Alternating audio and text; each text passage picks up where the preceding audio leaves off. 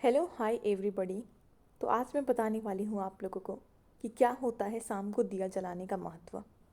हिंदू धर्म में कहा जाता है कि शाम को हमें अपने दरवाजे के पास दिया ज़रूर जलाना चाहिए और इसका बहुत ही अच्छा बहुत ही बड़ा महत्व है।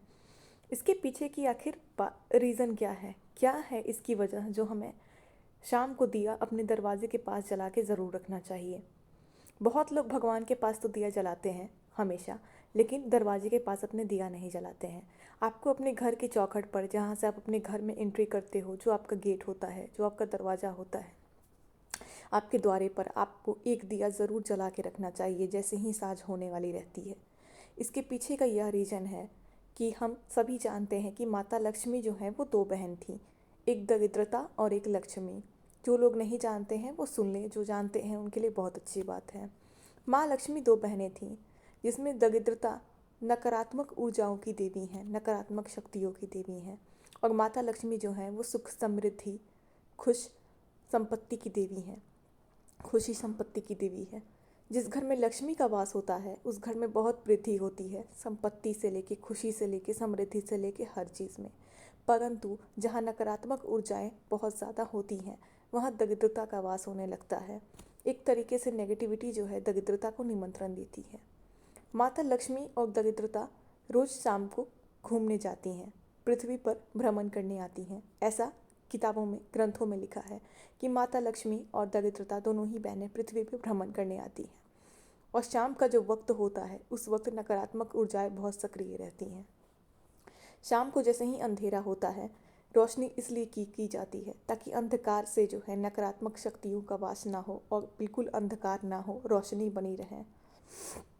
अंधेरा जैसे ही होता है नकारात्मक ऊर्जाएं एक्टिव होने लगती हैं और वो उसी वक्त हम सभी का दरवाज़ा भी खुला होता है।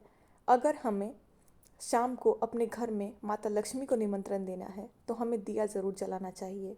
अंधकार में रोशनी करने का प्रतीक ही होता है कि हम अपने घर के अंधकार में रोशनी कर रहे हैं, यानी कि नकारात्मकता में हम रोशनी देके उस सकारात्मक ऊर्जा से भर रहे हैं उस जगह को, उस क्षेत्र को। इसलिए हमें शाम को अपने दरवाजे पे, अपने घर के मेन चौखट पे हमें दिया ज़रूर जलाना चाहिए ताकि हमारे घर में किसी भी तरीके के नेगेटिव एनर्जी, नेगेटिव नज़र, नेगेटिव दोष, किसी भी तरीके के नकारात्मक शक्ति का आगमन ना हो।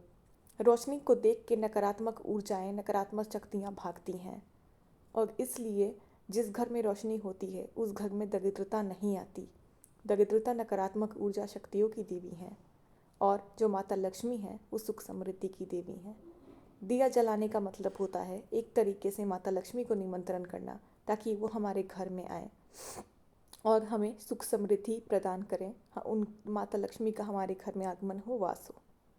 इसलिए कहते हैं कि बहुत ही ज़्यादा महत्वपूर्ण होता है देवता के जगह पर दिया जलाना और एक साथ में अपने दरवाजे के पास दिया रखना, जहाँ से आपके घर में लोगों की एंट्री होती है, जहाँ से आप घर में घुसते हो।